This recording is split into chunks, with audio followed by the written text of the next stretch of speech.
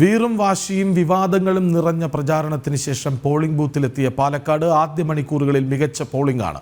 ഇതുവരെ 20.67% പോളിംഗ് രേഖപ്പെടുത്തി. 6 മണിക്ക് അവസാനിക്കുന്ന പോളിംഗിന് ശേഷം 6:30 എക്സിറ്റ് പോൾ ഫലങ്ങൾ പുറത്തുവരും. NDA സ്ഥാനാർത്ഥി C കൃഷ്ണകുമാറിന് അയ്യപുരം സ്കൂളിലായിരുന്നു വോട്ട്. ഇന്നത്തെ വോട്ട് ജില്ലയുടെ വികസനത്തിന് വേണ്ടിയെന്നും C കൃഷ്ണകുമാർ പറഞ്ഞു. വിവരങ്ങളുമായി അരുൺ ആലത്തൂർ, കണ്ണാടി പഞ്ചായത്തിലെ ABUP സ്കൂളിൽ നിന്ന് ശിവദാസ് കന്മനം എന്നിവരൊപ്പം ചുരാതി. ശിവദാസ്, മികച്ച പോളിംഗ് ആണല്ലോ ആദ്യ മണിക്കൂറുകളിൽ രേഖപ്പെടുത്തിയത് അല്ലേ? തീർച്ചയായും കൃഷ്ണരാജ്, രാവിലെ 7 മണി മുതൽ തന്നെ വലിയ മികച്ച രീതിയിലുള്ള ഒരു പോളിംഗ് ആണ് ഈ പാലക്കാട് നിയമസഭാ മണ്ഡലത്തിൽ ഉടനീളം രേഖപ്പെടുത്തിക്കൊണ്ടിരിക്കുന്നത്. പാലക്കാട് നഗരസഭയിലും അതോടൊപ്പം തന്നെ പാലക്കാട് നിയമസഭാ മണ്ഡലത്തിൽ ഉൾപ്പെടുന്ന 3 പഞ്ചായത്തുകളിലും അത്തരത്തിൽ മികച്ച പോളിംഗ് തന്നെയാണ് രാവിലെ മുതൽ തന്നെ രേഖപ്പെടുത്തുന്നത്. ഇപ്പോൾ ഏകദേശം 4 മണിക്കൂർ പിന്നിടുകയാണ് ഈ പോളിംഗ് തുടങ്ങിയിട്ട്. 7 മണിക്ക് ആരംഭിച്ച പോളിംഗ് ഇപ്പോൾ 11 മണി കഴിഞ്ഞു. 20.67% ഇതുവരെ പോളിംഗ് രേഖപ്പെടുത്തിയത്. ഇപ്പോഴും ആളുകൾ ഓരോ ബൂത്തുകളിലും എത്തിക്കൊണ്ടിരിക്കുന്ന ഒരു ദൃശ്യങ്ങളും കാഴ്ചകളും തന്നെയാണ് നമുക്ക് ഇവിടെ നിന്നും കാണാൻ കഴിയുന്നത്. എങ്കിലും രാവിലെ ഉണ്ടായിരുന്ന ആ ഒരു തിരക്ക് ഇപ്പോൾ അനുഭവപ്പെടുന്നില്ല. ചില ഇടങ്ങളിൽ എല്ലാം തന്നെ മന്ദഗതിയിൽ വോട്ടിംഗ് ആയിട്ടുണ്ട് എന്നത് വസ്തുത തന്നെയാണ്. പക്ഷേ എങ്കിലും സാമാന്യം ഭേദപ്പെട്ട രീതിയിലുള്ള ഒരു പോളിംഗ് തന്നെയാണ് നമുക്ക് പൊതുവെ പറയുമ്പോൾ എല്ലായിടത്തും നമുക്ക് കാണാൻ കഴിയുന്നത്. കാരണം കഴിഞ്ഞ ദിവസങ്ങളിലെല്ലാം തന്നെ വീറുറ്റ ഒരു പ്രചാരണ പ്രവർത്തനം തന്നെയാണ് ഉണ്ടായിരുന്നത്. അതിൻ്റെ ഒരു അലയൊലികൾ തന്നെയാണ് ഇപ്പോൾ ഈ ഒരു പോളിംഗ് രേഖപ്പെടുത്തുന്ന ബൂത്തുകളിലും നമുക്ക് കാണാൻ കഴിയുന്നത്.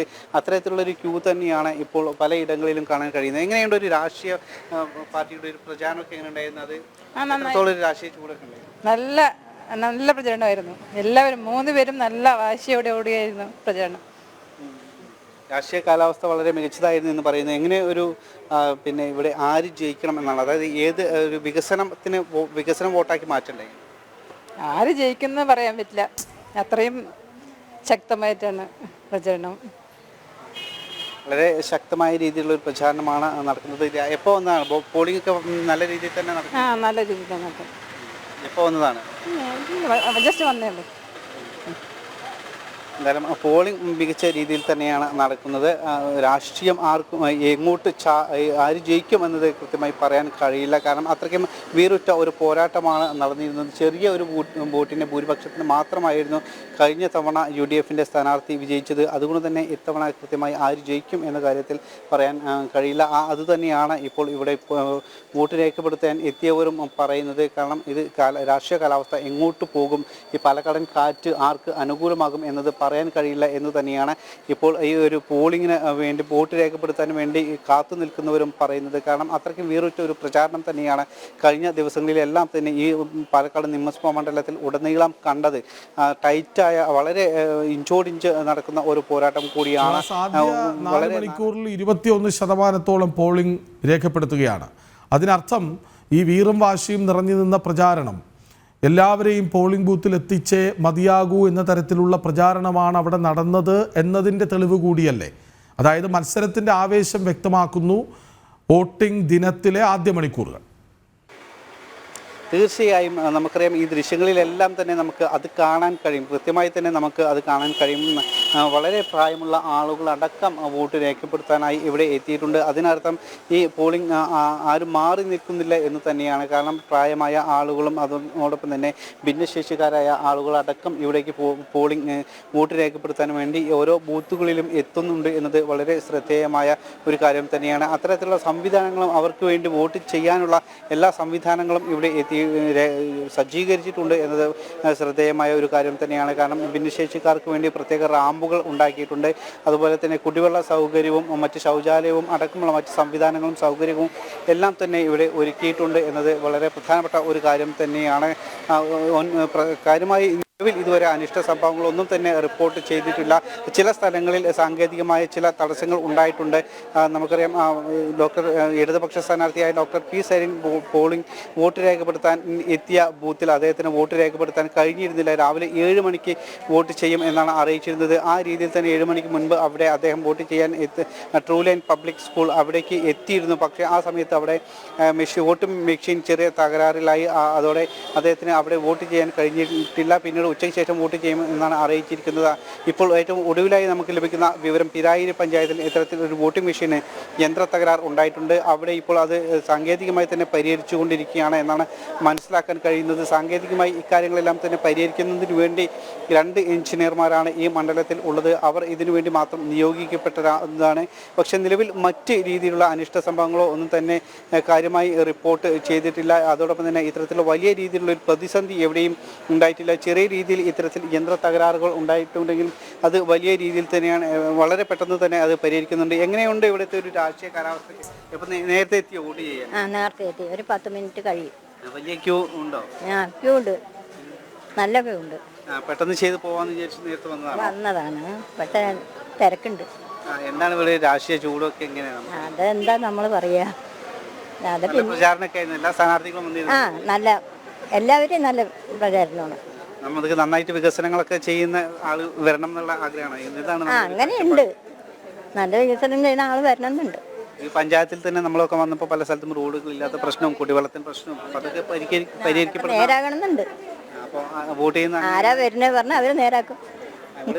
നല്ല മത്സരമാണ് തോന്നുന്നില്ലേ? തോന്നുന്നുണ്ട്, നല്ല മത്സരം. സ്ഥാനാർത്ഥികളെല്ലാരും വന്നിരുന്നു. അതെ അതെ, എല്ലാരും വന്നു. വീട്ടിലുള്ള എല്ലാവരും വോട്ട് ചെയ്യാൻ വേണ്ടി എത്തിയിട്ടുണ്ട്. വോട്ട് ചെയ്യാൻ വന്നു എല്ലാരും വന്നു. കുഴപ്പമില്ല, പ്രചാരണവും കുഴപ്പമില്ല. ഇത് രണ്ടാമത്തെ പ്രാവശ്യമാണ് ഈ വോട്ട് ചെയ്യാൻ, അതായത് ഈ 5 വർഷത്തിനുള്ളിൽ രണ്ടാമത്തെ പ്രാവശ്യമാണ് വോട്ട് ചെയ്യാനുള്ള ഒരു അവസരം കിട്ടുന്നത്. അതെ അതെ, കുഴപ്പമില്ല, നന്നായിട്ട് തന്നെ പോകുന്നുണ്ട്. പോളിംഗ് എല്ലാം വളരെ മികച്ച രീതിയിൽ തന്നെ മുന്നോട്ട് പോകുന്നുണ്ട് എന്നാണ് പറയുന്നത്. നിലവിൽ ഒരുപാട് പ്രശ്നങ്ങളുണ്ട് ഈ പഞ്ചായത്തിലടക്കം. നിലവിൽ ഒരുപാട് പ്രശ്നങ്ങളുണ്ട്, കുടിവെള്ള പ്രശ്നങ്ങൾ, അതോടൊപ്പം തന്നെ റോഡുകളുടെ പ്രശ്നങ്ങൾ, ശോച്യാവസ്ഥയിലായ നിരവധി റോഡുകളുണ്ട്. അതെല്ലാം തന്നെ പരിഹരിക്കുന്ന ഒരാൾക്ക് വോട്ട് ചെയ്യണം എന്നാണ് പൊതുവെയുള്ള ആളുകളുടെ ഒരു അഭിപ്രായം. എങ്ങനെയുണ്ട് ഒരു രാഷ്ട്രീയ കാലാവസ്ഥ? നല്ല മികച്ചതായിട്ട് പോകുന്നുണ്ട്. നേരത്തെ വന്നിരുന്നു വോട്ട് ചെയ്യാൻ, വലിയ ക്യൂ ഒക്കെ ഉണ്ടോ? അല്ല, ഇപ്പോൾ കുറവാണ്. നേരത്തെ നല്ലോണം ഉണ്ടായിരുന്നു തിരക്ക്, ഇപ്പോൾ കുറവാണ്. പെട്ടെന്ന് പോകുന്നുണ്ടോ? പോകുന്നുണ്ട്. രാഷ്ട്രീയ കാലാവസ്ഥ ഒരു സാധ്യത ഇപ്രാവശ്യം എന്തായാലും ഡോക്ടർ സരിൻ വരും തന്നെയാണ് പ്രതീക്ഷയല്ല, ഉറപ്പാണ് വരും. വികസനം ചെയ്യുന്ന, കാരണം സംസ്ഥാന സർക്കാരിൻ്റെ ഒരുപാട് പ്രശ്നങ്ങളൊക്കെ ഇവിടെ ചർച്ച ചെയ്യപ്പെട്ടിരുന്നു. കുടിവെള്ള പ്രശ്നം, ഈ പഞ്ചായത്തിലെ കുടിവെള്ള പ്രശ്നം രൂക്ഷമായി നേരിടുന്നുണ്ട് കണ്ണാടി പഞ്ചായത്തിൽ. അതോടൊപ്പം തന്നെ ഈ റോഡുകളുടെ ശോച്യാവസ്ഥ, അതൊക്കെ കുറേ കാലങ്ങളായിട്ട് പരിഹരിക്കപ്പെടാതിരിക്കുക. അപ്പോൾ അതിലൊക്കെ ഇടപെടുന്ന ഒരാൾ വേണ്ടേ വരാൻ? തീർച്ചയായിട്ടും നമുക്ക് നല്ലൊരു പ്രതീക്ഷയാണ് ഡോക്ടർ സരിൻ.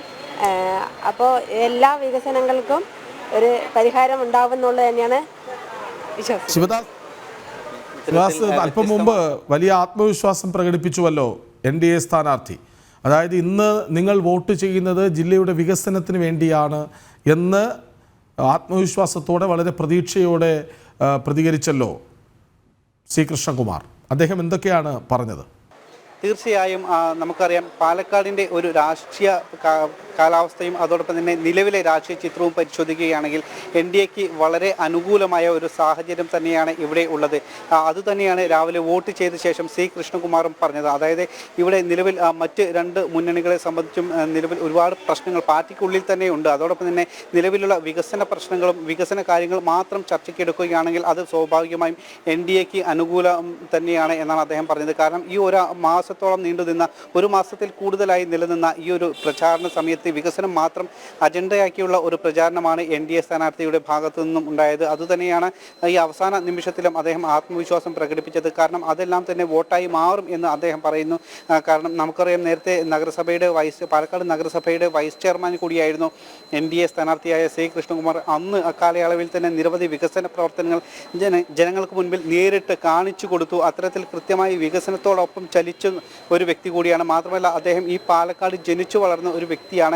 പാലക്കാടിൻ്റെ സിരകളെയും അതോടൊപ്പം തന്നെ പാലക്കാടിൻ്റെ എല്ലാം അദ്ദേഹത്തിന് കൃത്യമായി അറിയാം. പാലക്കാടുള്ള ജനങ്ങളെ അറിയാം, ഇവിടുത്തെ നിലവിലുള്ള പ്രശ്നങ്ങൾ അറിയാം. മറ്റ് 2 സ്ഥാനാർത്ഥികളും ഇവിടേക്ക് മറ്റു സ്ഥലങ്ങളിൽ നിന്നും വന്നതാണ്. പത്തനംതിട്ട ജില്ലക്കാരനാണ് UDF സ്ഥാനാർത്ഥിയായ രാഹുൽ മാങ്കൂട്ടത്തിൽ. അതോടൊപ്പം തന്നെ ഇടത് സ്ഥാനാർത്ഥി ഡോക്ടർ പി സരിൻ കോൺഗ്രസിൽ നിന്നും രാജിവെച്ച്, അല്ലെങ്കിൽ കോൺഗ്രസിൽ നിന്നും പുറത്താക്കപ്പെട്ട് പിന്നീട് ഇടത് പാളയത്തേക്ക് എത്തിയിട്ടുള്ളതാണ്. അതുകൊണ്ട് തന്നെ പാർട്ടിക്കുള്ളിൽ അത്തരത്തിലുള്ള വലിയ പ്രശ്നങ്ങളുണ്ട്. ആ പ്രശ്നങ്ങളായിരുന്നു കൂടുതലും പ്രചാരണ സമയത്ത് പോലും നിഴലിച്ച് നിന്നിരുന്നത്. അവർക്ക് വികസനം ഒരിക്കൽ പോലും അജണ്ടയാക്കി അത് പ്രചാരണ രംഗത്ത് കൊണ്ടുവരാൻ കഴിഞ്ഞിരുന്നില്ല. പൂർണ്ണമായും നഗരസഭയിൽ ഭരിക്കുന്നത് NDA ആണ്. അതുകൊണ്ട് തന്നെ അത്തരത്തിലുള്ള വികസനങ്ങൾ അജണ്ടയാക്കി അത് മാത്രം ജനങ്ങളോട് പറഞ്ഞുകൊണ്ടായിരുന്നു NDAയുടെ ഭാഗത്തു നിന്നുള്ള ഒരു പ്രചാരണം ഇവിടെ നടത്തിയിരുന്നത്.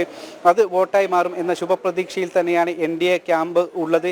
നമുക്കറിയാം തുടക്കം മുതൽ തന്നെ BJPയുടെ സംസ്ഥാന അധ്യക്ഷൻ K. സുരേന്ദ്രനും അതോടൊപ്പം തന്നെ ശോഭാ സുരേന്ദ്രനും PK കൃഷ്ണദാസും ഘടകകക്ഷി നേതാക്കൾ ആയ തുഷാർ വെള്ളാപ്പള്ളിയും അടക്കം ഇവിടെ ക്യാമ്പ് ചെയ്തുകൊണ്ടുള്ള ഒരു മികച്ച പ്രചാരണ പ്രവർത്തനങ്ങൾ തന്നെയായിരുന്നു നടത്തിയിരുന്നത്. അതെല്ലാം തന്നെ കൃത്യമായി തന്നെ ഒരു ലക്ഷ്യബോധത്തോടെ തന്നെയായിരുന്നു ജനങ്ങൾക്ക് മുൻപിൽ കൃത്യമായ ഒരു മാസ്റ്റർ പ്ലാൻ നൽകിയിട്ടുണ്ട്. പലപ്പോഴും നിഷ്പക്ഷരായിട്ടുള്ള ആളുകൾ അത്തരത്തിൽ അവർക്ക് വേണ്ടി വോട്ട് ചെയ്യും എന്നൊരു പ്രതീക്ഷയിൽ തന്നെയാണ്. കാരണം കഴിഞ്ഞ തവണ മെട്രോമാൻ E. ശ്രീധരൻ ആയിരുന്നു ഇവിടെ സ്ഥാനാർത്ഥിയായി NDAയുടെ ഭാഗത്തുനിന്നും സ്ഥാനാർത്ഥിയായി ഉണ്ടായിരുന്നത്. പാലക്കാടിന് വേണ്ടി ഒരു കൃത്യമായ ഒരു മാസ്റ്റർ പ്ലാൻ അദ്ദേഹം തയ്യാറാക്കിയിട്ടുണ്ട്.